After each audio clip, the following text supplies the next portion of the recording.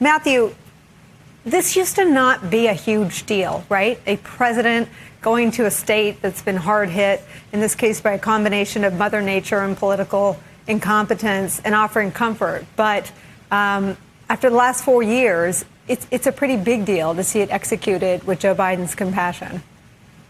Well, yeah, because we haven't had a president with empathy in 4 years. So the fact that somebody shows up in the scene of a tragedy and tragic circumstances, and the most important thing you can do in those circumstances, Nicole, having served in the White House, is not what resources you bring to bear, while incredibly important, is what kind of emotion that you have and what kind of way that you relate to people in the time of a tragedy. And I know your lead-in said that this was a natural disaster, but much more, I think, succinctly, it's a leadership disaster. And I think Joe Biden showing up when the governor of the state hasn't really been around in a way that people have felt has helped people. I think that's a big deal. To see a leader that has empathy, that comes in and relates to people, is as powerful as any millions or billions of dollars that could be provided to anybody. You know, I keep thinking about this young presidency, Mike Memoli, and this pledge to unite the country. And I think we may have had it wrong. You probably didn't, but I might have had it wrong. It wasn't going to be about watering down his principles and ideas. It was going to be about days like today, that partisanship in politics end when leadership is required. He's there, and we should put that picture up again, flanked by the Republican governor on one side and the Republican senator on the other. And there's nothing uncomfortable about that for him. And I think this is sort of the return to, we talk about normalcy as though it's not a great story or a big deal. It's shocking to see this after the last 4 years. You know, these are people who I'm sure are not talking about politics or crowd size or throwing things at the victims. This really is a return to what leadership is supposed to bring to a state and a community that's suffering. Yeah, Nicole, I might have said this to you before, but an alternate Biden campaign slogan may well have been "Make the presidency presidential again." That was very much, I think, something that appealed to voters on the campaign trail, not the loud voices on Twitter, not the extremes in either party, but sort of ordinary folks going about their business who saw in Joe Biden somebody a little bit of normal. And if you'll indulge a little bit of campaign nostalgia from me, I find myself these days texting and talking to now White House officials who were campaign officials, because a year ago today, for instance, was the day that Jim Clyburn endorsed Joe Biden. We know what happened after that. Several days later, he won the South Carolina primary. And the last time I was with Joe Biden in Houston was the day after the South Carolina primary. He was laying the groundwork for Super Tuesday, and I had a sit-down interview with him. And I don't know if I was the first reporter, but I was at least one of the first reporters to ask him about this coronavirus that we were hearing about, and whether he was concerned about what it was going to do to the campaign, whether it would change the way he campaigned.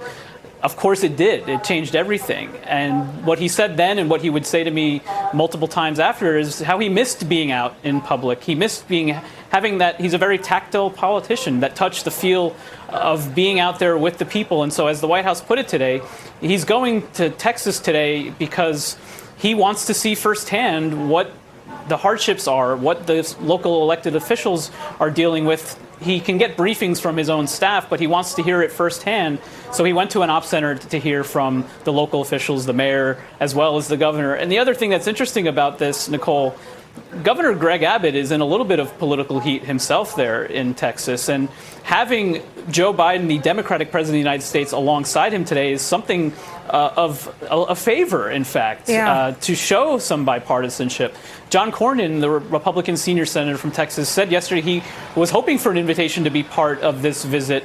I have to note as well, though, the other senator from Texas, Ted Cruz, who faced a little bit of heat over his response to this crisis, was not with them today. Where was he? He was in Florida at the CPAC conference, making a joke about his trip to Cancun and mocking Alexandria Ocasio-Cortez for fearing for her life on January 6th. So a very constant reminder of the contrast that has really worked so well for President Biden up to this point. You know, this is why I love Mike Memoli and you, Matthew Dowd, but I think widening the lens is a good way to talk about how we got here today.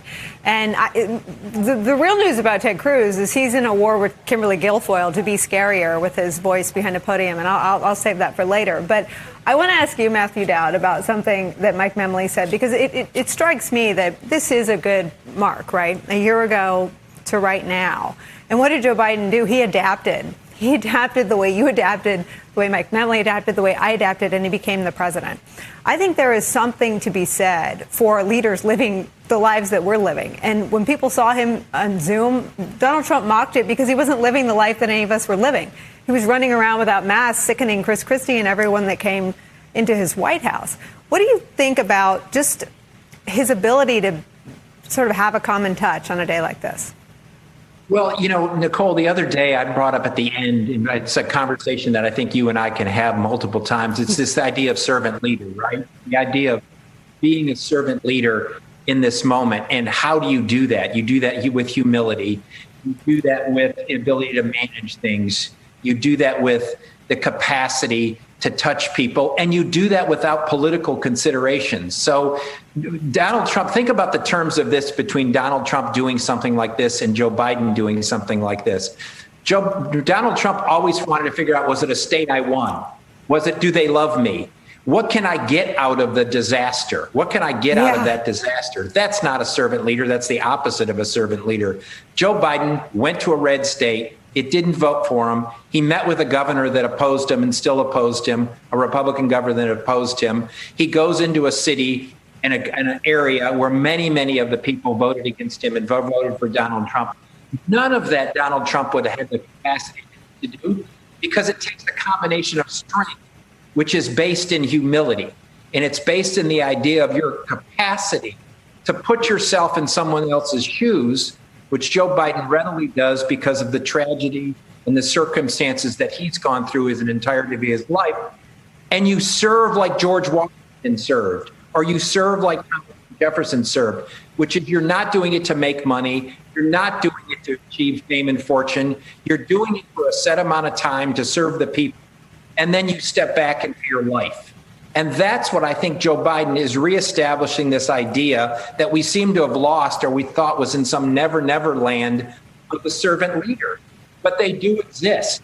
And that capacity of Joe Biden to show that maybe will cause other people who've had hesitations about being servant leaders because they might be criticized, or they might be considered as weak, or they might not be considered as the right political person, is what we fundamentally need today. We need servant leaders.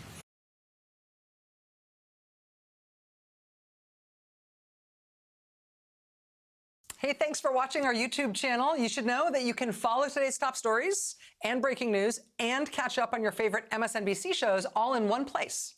Download the NBC News app today.